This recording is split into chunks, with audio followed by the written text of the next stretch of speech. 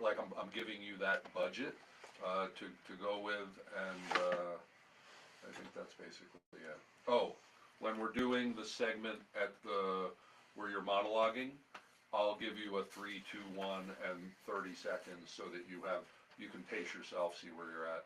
Do you have some bullet points for that, or, okay, good. It's always good to be able to look down and make sure you're covering your points there. Okay, great.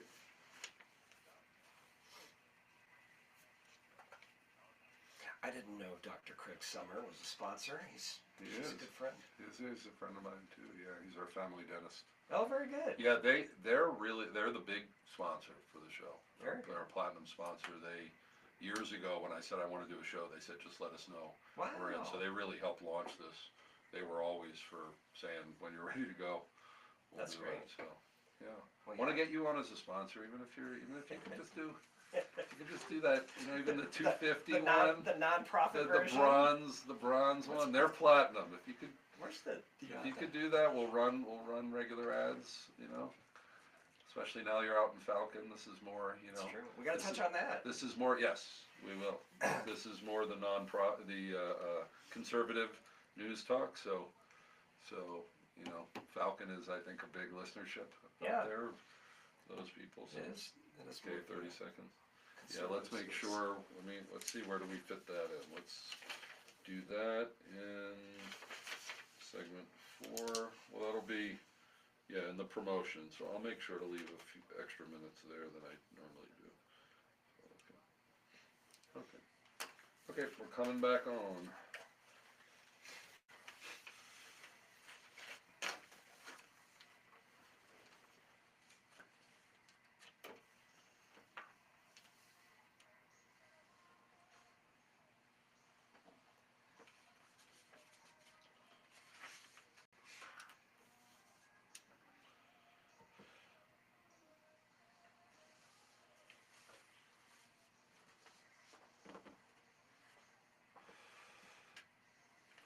Welcome back to the Peak News. I'm Chaim Goldman, the Watchman. You're listening to AM 1460 and FM 101.1, The Answer. And we play music like that because we like to mock the mainstream media because it's just become so ridiculous.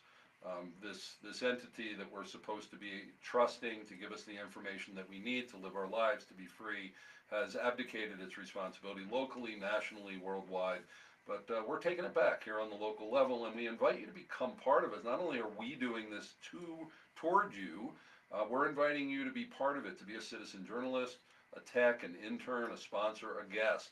Go on thepeak.news, find out more, and sign up. And our vision is to have citizen journalist reporters across this whole city providing accountability, transparency, and highlighting what's good, because we have a lot of good going on here, including, and we'll talk about this later, what Life Network is doing here, just opening up, doing the ribbon cutting last week for their 4th crisis pregnancy center, which is out in Falcon, which is my neck of the woods and might be yours also. So we have on the program today, as we're talking about Amendment 79 and abortion being on the ballot, and can we legislate away abortion, we have Rich Bennett, president of Life Network, and Julie Bailey, director of Respect Life for the Catholic Diocese of Colorado Springs. And in this segment, let's tell people about 79, about this ballot initiative. I'll give the brief on it, which is would be a constitutional amendment. This is one of the ones that's actually pretty short, because constitutional amendments, they add just like a sentence. And they seem sort of simple, but they're quite complex because they're granting a right to something when it gets into that level. It does need 55% of the vote here in Colorado. That's a higher benchmark than a majority vote as we get on other things. So it needs 55%. And what it would do is enshrine abortion in the Constitution, but it would also overturn something that is already in our Constitution, which is that public funding, tax funding, cannot go toward abortion. That would change, and there's a lot of implications to that. It also would take away rights or ability of future legislatures to restrict and do things like parental notification and other things. So it takes away protections or the ability for future legislators to provide protections. And if you think about something like abortion, and there's not parental notification for a minor, what happens if that minor comes home and starts having problems and the parents have no idea that they had an abortion. So it's not just about, freedom. It's really about health in a lot of ways. And taxpayer funding. How do you feel about that, Colorado? Or do we pay for any other operations for people, or do we not? So, Rich, I want to start with you. What are your impressions of this Amendment 79, on the legislative, on the ballot level? Well, thank you, Chaim. And what's interesting is when you talk to sensible people who maybe don't share my faith beliefs. Let's say, I remember talking to a libertarian friend who is conservative, except when it comes to personal liberty. But when I explained some of what's at stake with this amendment, he said, well, I wouldn't support that. Or I think about a woman who said, well, I'm pro-choice. I would never have an abortion. But I wouldn't tell someone what they can or can't do with their body. When I have explained to them some of the things that you started to explain, they say, well, I don't want that either. And I think there are a lot of people that are saying that are being misled on this. And so I think the first thing that's important to realize it cements abortion until birth into our Constitution. What this means is no sensible, no reasonable restrictions of any kind on abortion are going to be allowed unless it's undone. And so that's the first thing. That means a healthy woman, 39 weeks pregnant, having a healthy baby, and this happens, could have an abortion in our state. So that's the first thing. The second thing is, as you hinted at, it dismantles parental rights. So Coloradans twice already have said, we don't want this. We want parents, we want a mom of a 15-year-old to know if she's facing an unexpected pregnancy. Her high school counselor is going to know, but I can't know, and a sensible person says, no, I don't want that. And the third thing, and you mentioned it, is now our taxes are going toward abortion. And I thought it was interesting, there was a debate in Denver where this was refuted. Well, no, there aren't any immediate taxes. Oh no, there aren't any immediate taxes, but you can believe that come next session, this would be a green light for our pro-abortion legislature to use our taxes for all kinds of things. And I think it's important to note that what that means is if our taxes go toward abortion, they're at the expense of something else. There is no free money. So our roads, other things that we care about are now going to be going toward abortion. And potentially for people from out of state. If you look in the Blue Book, it'll say there's no financial impact because there would need to be legislation on top of this. But to say taxpayer funded fill in the blank has no financial implications is just, it's a farce. It's being dishonest. Right. Julie Bailey, how do you feel about this? Yeah, it is. It's a essentially dishonest amendment from the very beginning because it makes the point that we need to protect abortion access in the state of Colorado. We already have some of the most liberal abortion access in the entire country, let alone the world. There is absolutely no restriction on anybody obtaining an abortion up until the time of birth. The only safeguard that exists in Colorado law right now, and it's in statutory law, it's not constitutional, is the parental notification requirement. So within 48 hours of a minor's abortion, her parents must be notified. Not permission granted, notified. One parent must be notified. And the opposition, our opposition, the people who are for 79, have said over and over again, this amendment doesn't deal with parental notification. Well, not in so many words, they are correct. However, the ballot language says that the government shall not deny, impede, or discriminate against the exercise of the right to abortion. According to legal scholars, this means that any law that impedes the perceived right is invalidated. What that means is if the right of a parent to know about their child's abortion is considered an impediment by the courts, it will be struck down and not required. And so the 15-year-old who is being pressured into an abortion, possibly by a boyfriend, a trafficker, a counselor, a coach, parents won't know. Okay. Let's talk about the Right to Know campaign. This is the major campaign opposing it in the state. It's I think over 30 different pro-life, 30 different pro-life organizations, primarily Christian. You both represent Christian organizations. Can you give just a little background on what this initiative is doing, Julie Bailey from the Diocese of Colorado? Sure. Hi, and thank you. The coalition that is now being known as Right to Know Colorado came from losing the Prop 115 battle against late-term abortion in Colorado. And what we realized is we needed an organization of all of those pro-life entities throughout the state to stand against future amendments and initiatives like this one, like 79, to hopefully be able to defeat it and respect life in our state. And I think it's been really heartening to see groups that have other submissions, but the related mission of human life matters. This is a human rights issue, and we can come together and say this goes well beyond an issue of public policy.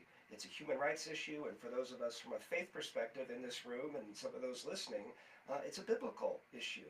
And I think it's been really heartening to see groups come together and say, we don't want this amendment to pass in our state. Yeah, nonprofits working together is not so much a thing in Colorado Springs, I've observed, so it was nice that life got you together. And I would add to that, Chaim, I've been heartened by churches, Christian leaders, pastors in our community, many of whom don't typically talk about social policy things. They're talking about this. And I've been surprised by some of the churches and leaders that have stepped into this. So whether or not 79 passes, I have seen a reason to be heartened that people are giving voice to this. Because again, it's a human rights issue. It's a biblical issue. We don't want abortion until birth in our state. Well, there are other organizations, but most likely if you're getting postcards, if you're seeing videos, if you're things like that, it's coming from Right to Know. And what the website for that? Right to Know CO. RightToKnowCO.com for more information. When we come back, Julie Bailey is going to be talking about the Catholic commitment to pro-life. I'm Chaim Goldman, the Watchman. We'll be right back. Cool? Good? There you go. Okay.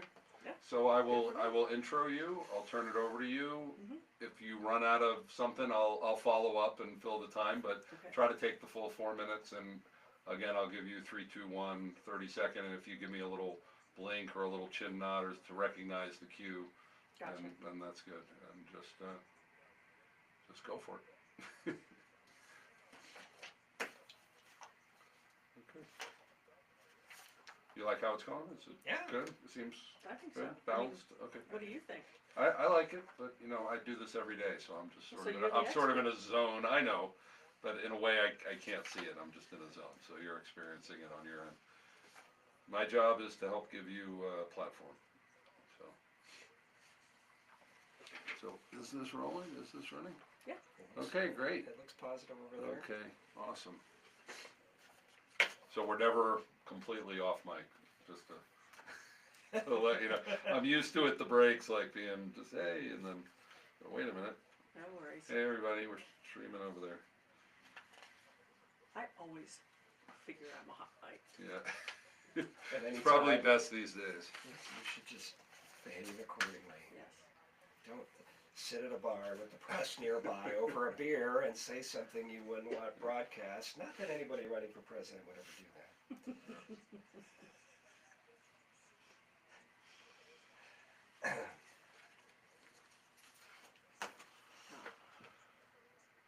It reminds me, when I was in college, I was a journalism major in college.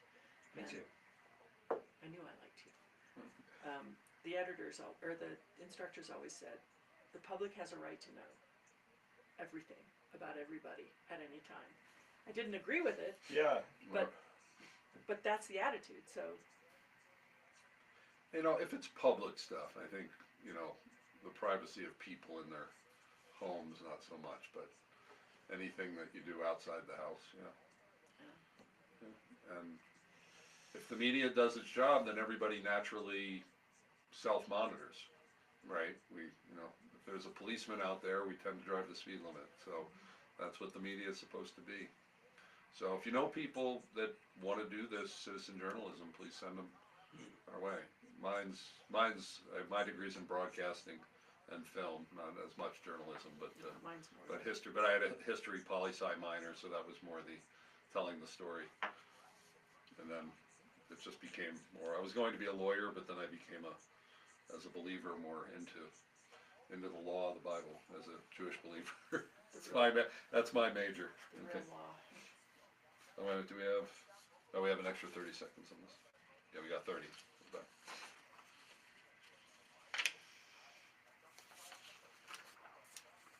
But yeah, I want, if people have stories to tell, we want to give them a platform. That's basically it. Even if you wanted to do a regular, if you wanted to do a column, monthly or something, a 4-minute podcast audio or something. Yeah. Yeah. Okay.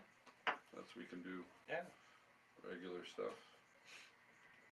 Just needs to be newsworthy, with a little plug at the end.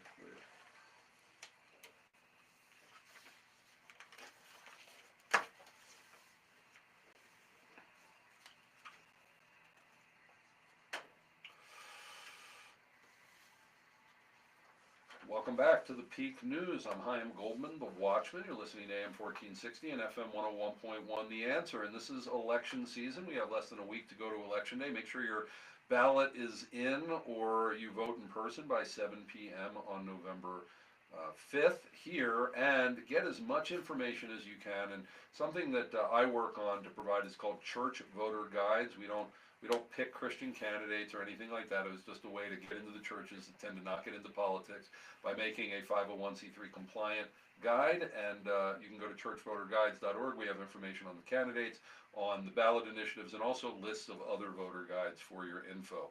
Well, we have Rich Bennett, president of Life Network, and Julie Bailey, director of Respect Life for the Catholic Diocese of Colorado Springs. We're talking about abortion and Amendment 79, abortion on the ballot. And in this segment, we've invited Julie Bailey to talk about the Catholic commitment to pro-life. Julie. Thank you, Chaim. Well, the Catholic Church has always taught that every life has value from conception to natural death. This is not new. This is something that has existed from the beginning of the Church, 33 AD. Every human life is created in the image and likeness of God. And so the Catholic Church is committed to helping women and families when they encounter an unexpected pregnancy. We want to help them understand that abortion is not the only or even the best alternative, although that seems to be a lot of time what our culture tries to convince them of. But what I want really to help people understand is that we have so many ways that we're trying to help women and families. The Catholic Church supports some sorts of activism and prayer, such as 40 Days for Life, where we spend 40 days 24/7 out in front of abortion clinics in our town. We do it out in front of the Planned Parenthood on Centennial Boulevard.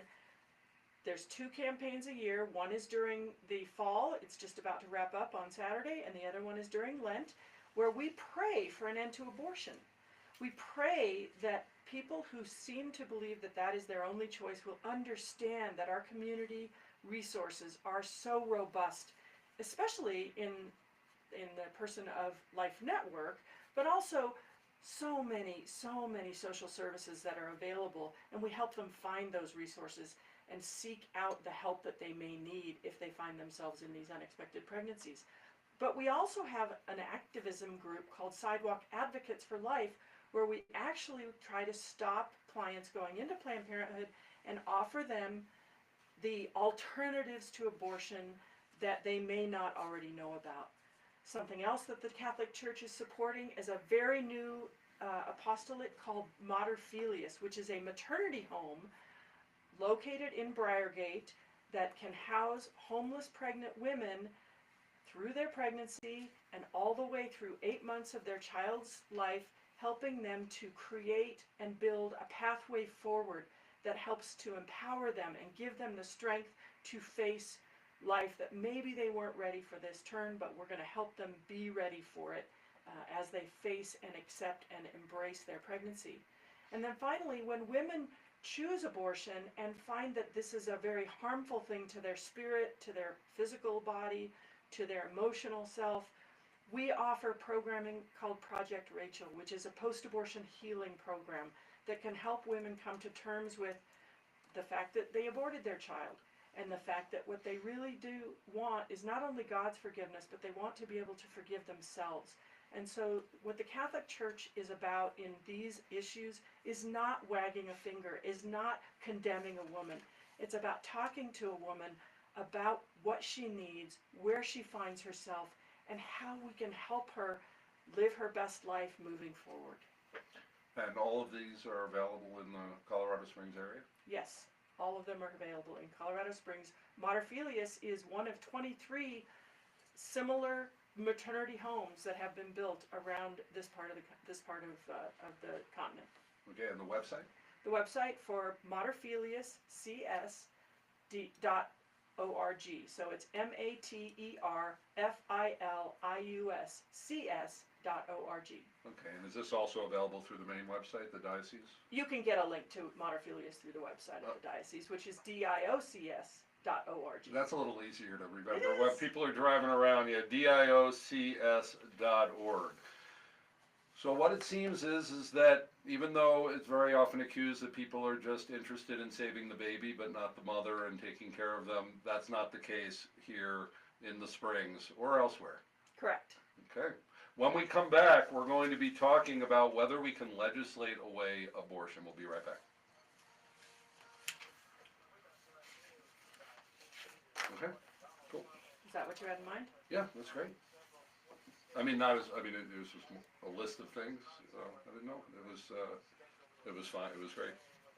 I didn't know if you were gonna go more toward historic but, you know, or what's going on, so that was, Well, either way was good, I like people to know right? what the alternatives are, Right. what we're offering. We're not just out here talking about, it's terrible to kill babies. It is terrible to kill babies. Yeah. Most people listening probably know it's terrible to kill babies. So, Okay, so we're on page 4 here. So this will be quick so we can get and have about 2 minutes or so each. You gotta go back and forth, so. Yep. So, since I went with, well, no, we just did you, so I'll go back to Rich. So Rich will ask you about how you got involved in the pro-life movement, so you tell your short bio. Then Julie, and then let's get into a discussion about can we legislate away abortion?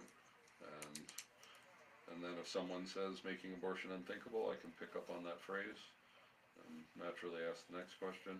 Okay. And then we'll leave about 3 minutes at the end to, well, Rich especially, because you just talked a lot about things the Catholic Church, so you could reiterate some of those things, bullet point, and the website, but mostly let's get to the new venture out in Falcon. Yep. There. sounds good. Okay, we're back in 30.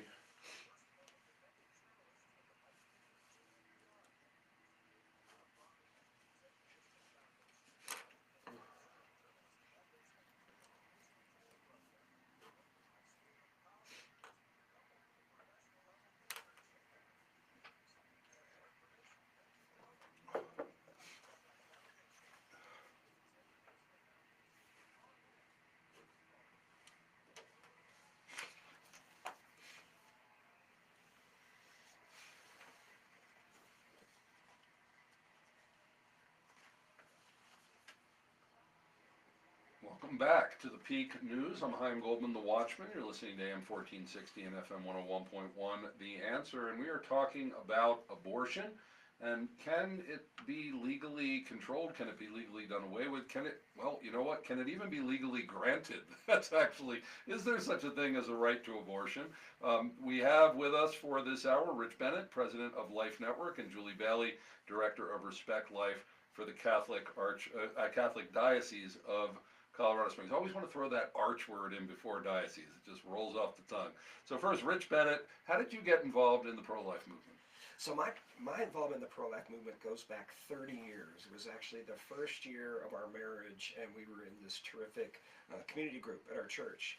And somebody let us study on all that the Bible has to say about the value of human life, how we're made in God's image. God had a plan for us before we were conceived.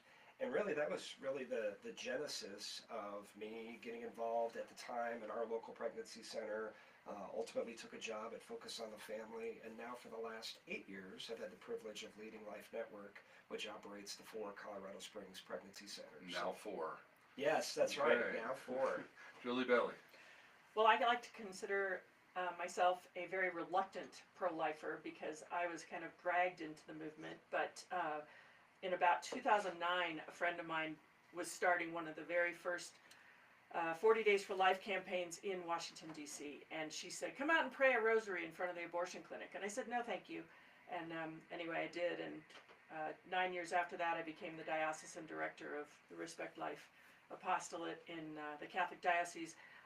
Intermediately, I read the book Unplanned by Abby Johnson, and that really turned my heart. That made me the pro-life advocate I am today. Okay, well, thank you for both being on. This question of, a right to abortion, and of course, there are those who believe that a baby in the womb is a life and a human being alive, and there are those that try to say it's not a life, it's just a clump of cells, and that really seems to be the dividing point on that issue in the way that people think about it. What do you think, before we talk about, can we legislate away abortion, do you think we can even legislate, can we grant a right to taking life when our law is supposed to be protecting life? Well, and it's protecting the life of preborn babies, but I think we need to pack up and say, what about the lives of those moms and dads and the trauma that so many of them feel when we just callously say abortion is no big deal? And so I really think redirecting the conversation and the thoughts around that woman in particular, but both she and he, and nobody grows up thinking, I can't wait to be an adult and have an abortion and abort my unborn child. And so given that that's true, what are things that we can do to really care for first that mom and that dad, and then yes, ultimately protect the life of that child. But it really does start with that mom and that dad and educating them, yes, but then also caring for them. And I think it's fascinating that Europe does not allow abortion until birth. The progressives will look to Europe and they will aspire to be more like Europe. Why is that? What's going on there? And I actually think there's some things that our country could learn in terms of waiting periods, in terms of legally required counseling before abortion. Those are about caring for the woman, and we really just cut that out of the picture.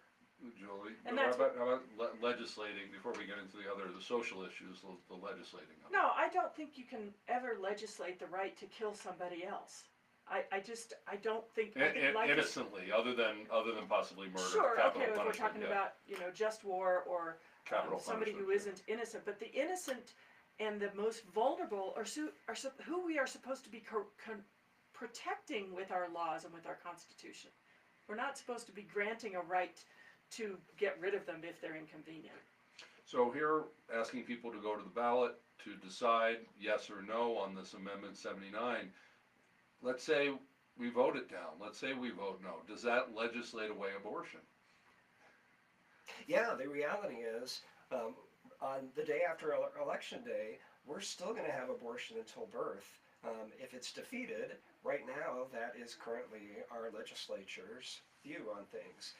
We really need to focus on how can we come along and really care for women who are facing unexpected pregnancies, men who are facing unexpected pregnancies, and their preborn child. And I think sometimes those who are pro-life get accused of just loving the baby. And I think both of our organizations are really committed to how do we care for that whole family. So from an educational standpoint, I'm moving into, ministerial, societal, what does it take when we have a society where, certainly even 50 years ago, abortion was seen as a shameful thing, as an unfortunate thing, what is it, what was the phrase, rare and, Safe, legal, and rare. safe, legal, and rare, and now it's celebrated even as a religious right in some ways, that people have. How do you reverse that kind of trend and create a culture of life that doesn't want abortion, because it's not going to be able to be legislated away completely?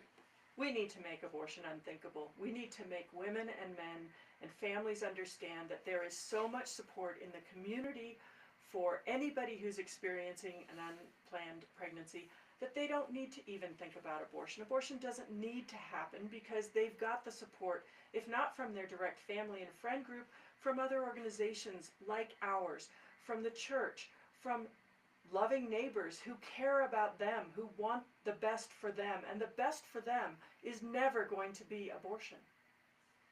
Right. I completely agree. I think we're just right now so focused on somebody's rights that we're not thinking about what it takes to really care for them. And again, looking at Europe as an example of waiting periods, that's all about caring for the woman. legally requiring counseling. That's all about, this is a big, difficult decision. And I think we just get so focused on reproductive rights and that phrase reproductive rights that we're not stepping back and really caring for the people involved. You know, I know there's education for in the middle schools and the high schools and things like that. You know, is abstinence still on the table? It's like people don't understand how they get pregnant. Like it's like that even question of why are they pregnant in the first place when there are ways to not get pregnant. I know that having 6 children. You know, how does that get dealt with? Because that's I haven't even heard people talking about that anymore. Yeah, well, and again, that comes back to making healthy choices. And we actually have a program called Education for a Lifetime that honors teenagers by helping them make healthy choices when it comes to relationships and sexuality, and not accepting that, of course, you're just going to engage in sex. Let's talk about the implications to you and your future about engaging in sexuality in a outside the context of a mutually committed relationship commonly known as marriage. And we can say that in public schools because all of the data points to your healthiest decisions come when you say that for that relationship called marriage. Julie? Well, that's certainly what the church teaches. The Catholic Church has always taught that sexual activity belongs within the context of a sacramental marriage. And so we 100% believe that that is the safest and best thing for families and for young people to wait until, and it's really condescending to make the assumption that we have to have abortion because young people, especially women and men who are not yet married, can't control themselves. So we've got to make abortion available. Right, that seems to be, it's like we're not dealing with underlying thought on this. We've just gone so far to the other end.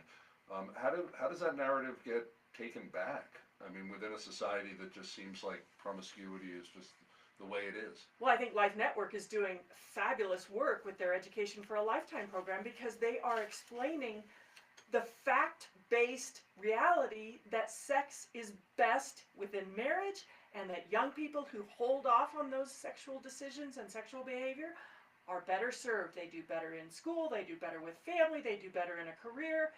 Across the board, it's a better choice for them, for their health. Science-based.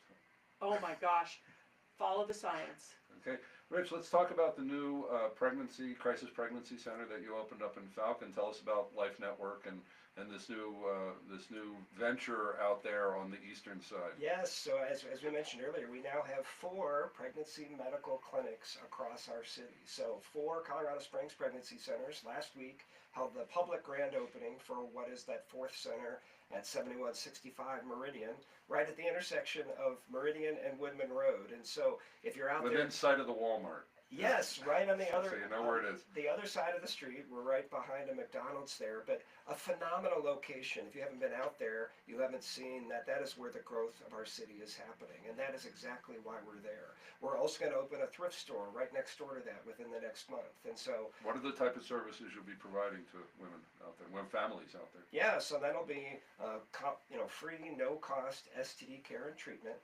That'll be a medical grade pregnancy test. That'll be pregnancy counseling for moms and dads who choose to parent. That's coming alongside them as parents up until their child is 2. Everything that we offer at our other 3 locations, and we'll also be doing our initial pregnancy care there as well. And so the website for that? So the website for our organization is elifenetwork.com, and I want to make sure and mention that for the end of October, we were looking for 3 more individuals to come alongside us as monthly partners to help come alongside moms and dads every month of the year, and you can find more information about that at elifenetwork.com. Okay, so these services are now being provided out there, and thanks for coming out to that neck of the woods to help those who want these services at no cost. At no cost. That's exactly right. All made possible through the generosity of donors and sponsors. Okay, and Julie already went over many of the services provided by the Catholic Archdiocese. The website for that is diocs.org. That's right. Thank you, hon. One final thought on how you're serving the community. Final thought: the Catholic Church is here to help women, men, and their families, no matter what circumstances they find them in. We're about loving them into the better life, the best life they can have. Okay, you're listening to The Peak. When we come back, we're gonna look past the election, even though you should still vote. We're gonna look past to the election. What does Colorado look like regardless of how this vote goes on Amendment 79? I'm Chaim Goldman, the Watchman, and we'll be right back with The Peak. Good, good. I think we've been doing well. Okay, so we got another 3-minute break and then back with That that. was the final segment. We got one more. Oh, yeah, we got one more. So, do you know yet this week, we have about, oh, yes, You have 5 minutes. 5 minutes on that, and what's the topic? He talks about voter guides. He does. Does he mention his? Does he mention his guide? Okay. So, okay. So, we have about 4 to 5 minutes before I have to, there won't be music on this one, so if I give you a wrap up, I really need it, cause I have to throw to a pre-recorded segment. So, do you know how you wanna talk about this, what it looks like post, you know, sort of taking everything we've gone over and putting a conclusion on it, of what you wanna say about post-election? What does I just Colorado think look like? and, you know, our job hasn't changed, no matter which way it goes. Our job is to help women and families navigate what an unexpected pregnancy looks like. Yeah, I mean, that's just it, is, you know, it's gonna be miraculous, and I'm still praying for a miracle that the amendment is gonna be defeated, but either way, we're in one of 9 states that allows abortion until birth, and so what we do about that is come alongside those families. Okay, okay. I mean, I think we celebrate if we defeat Oh, it. for sure, We celebrate if we defeat it because it's a foundation. it is, and it gives us the opportunity About to everyone, explore different ways to maybe go through our assembly. There may be ways that we can get the assembly to come to some sort of safeguards for women. We need to term them as safeguards and not restrictions to abortion. Okay, so let's something new and different. Let's start inspecting all these clinics that do abortions. None of them are inspected in Colorado. There's My nail self-policing. salon is inspected more than Really? the abortion clinics are in Colorado, yes. Okay. Because it's considered an impediment. So bring that up, encourage people to vote, but talk about the implications of, you know, of it either way, of how we. I'd also like to see, I mean, Rich and I were talking about, the only medical treatment that is mentioned in the state constitution is abortion, if this goes through. How about if we start trying to care for women in pregnancy care deserts in our state instead of just forcing them to take on abortion as the cause? How about if we care for women and children? How about if we find ways to provide health care, real, true health care, to our state's residents? Okay, so these are your final statements, so All right. we gotta clear, it'll go by quick, this lesson.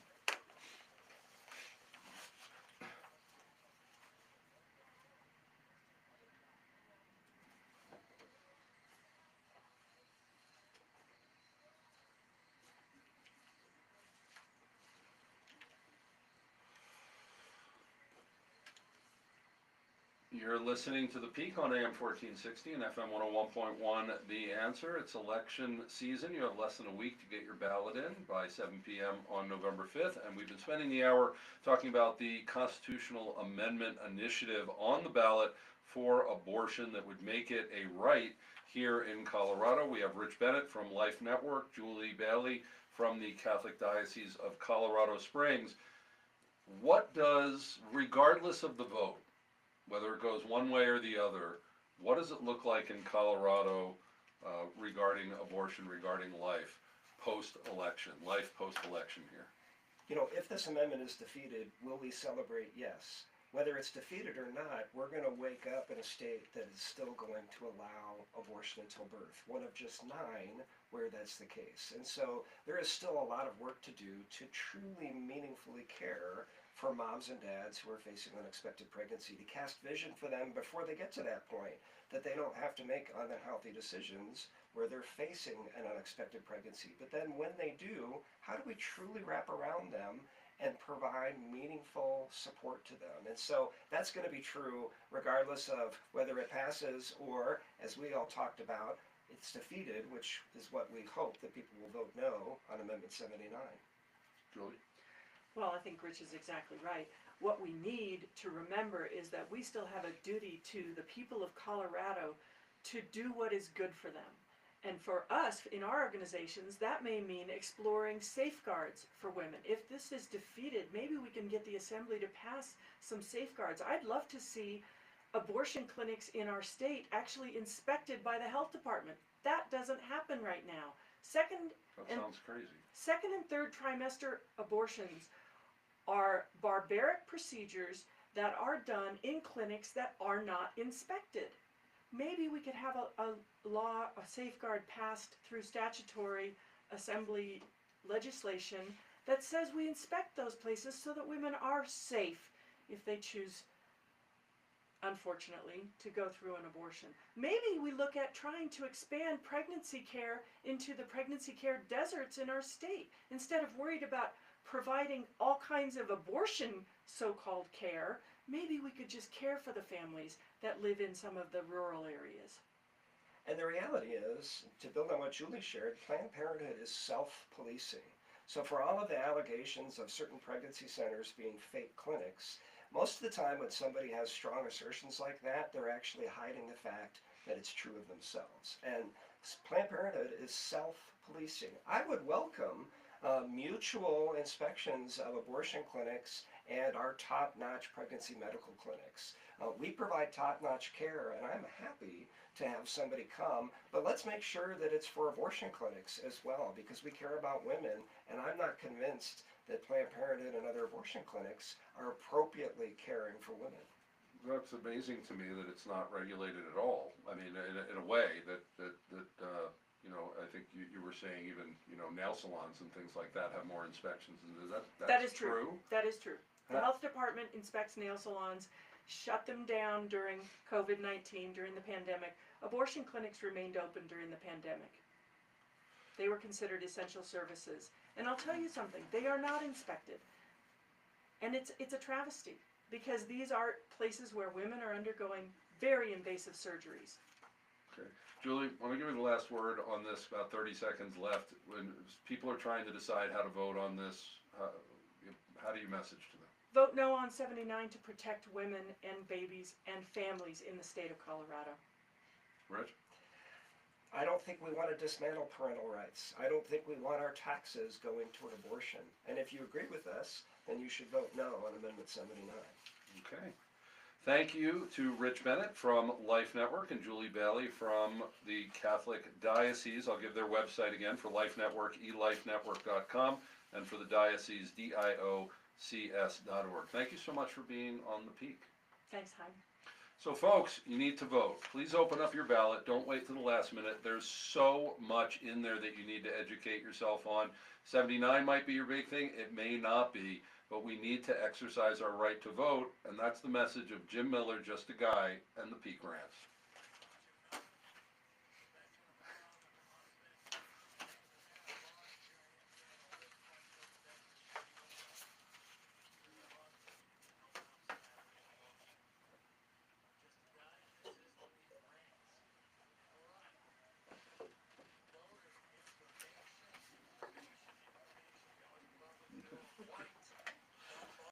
Do you hear these already? No, I don't. No, he records them, they pick them, and I hear them for the first time on there. So, well, thank you. Yeah. Thank you. Well, just once we get past this, definitely want to talk to you about, you know, what you're doing out there, and Yeah. you can come in. We have the partners show and the, you know, this stuff on the Bible teaching and talk station that we can get less news and more direct on this to the Christian Yeah. audience to message that. And What program is that? we have Crosswalk is the 5 to 6 p.m. show. I do it on Mondays. Oh, I That's didn't the know one I that. came on Yeah. with Jeff Anderson. Yeah, on Friday. Eric Cartier has Tuesdays and Wednesdays, and Jeff Anderson is Thursdays And and you're doing Fridays. Mondays now. I do Mondays. Yeah, I've done that for over a year. Oh, Yeah, wow. so that's Shame on me for not doing it. that's an hour. I thought I had you on that. Maybe I had you on Partners.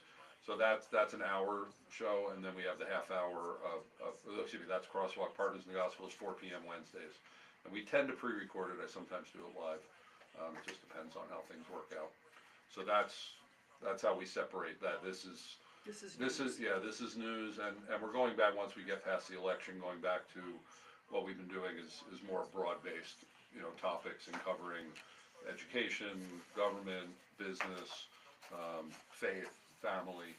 So we can always fit the topic in somewhere, but more, we're trying to get more, less guest-driven and more reporters and people actually giving us content. So if you know podcasters, if you're podcasting, that's really the vision that we're trying to pull together now that we're in 2.0 version here. We're sort of in 1.9 now because we came back on the air and went right into the elections, but our vision is really that it's more of a news show with different reporters rather than just all this content from the guests. That's the goal. I mean, we do that because that's where we're at, but we want to build out more of an organization in that way.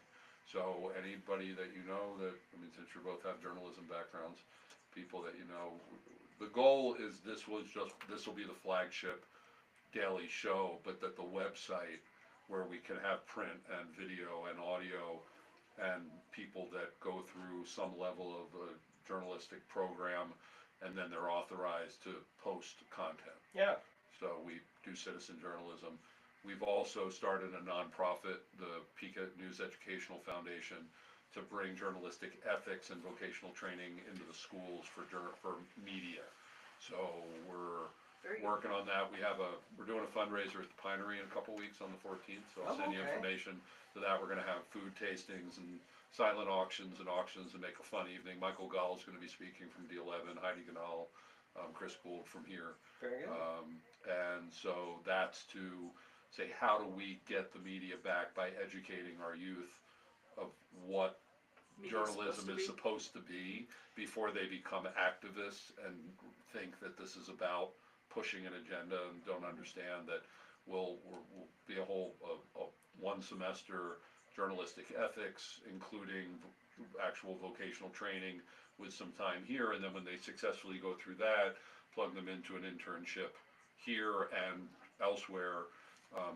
People will like that because they're actually getting trained interns. And James, who's behind you, he was our first intern and now he works for Salem. So All right. hired him, saw him, and so he got it 20 years old, he got a break and break into media. So we want to do that for people. Back in the day, my undergraduate degree was from what was at the time, and maybe still is, the #2 journalism school in the country, Which is only behind Okay. Northwestern University.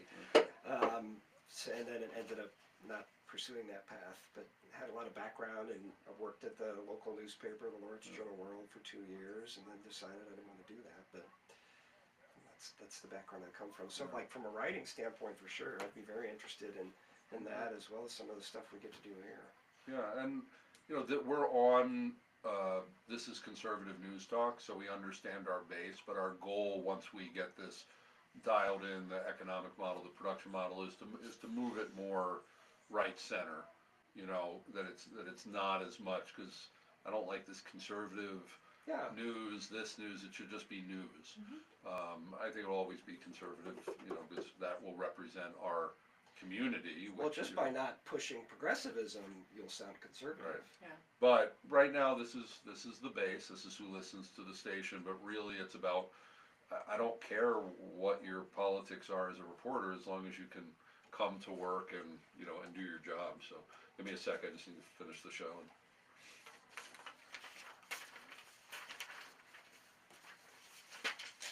Thank you for joining us on the Peak News.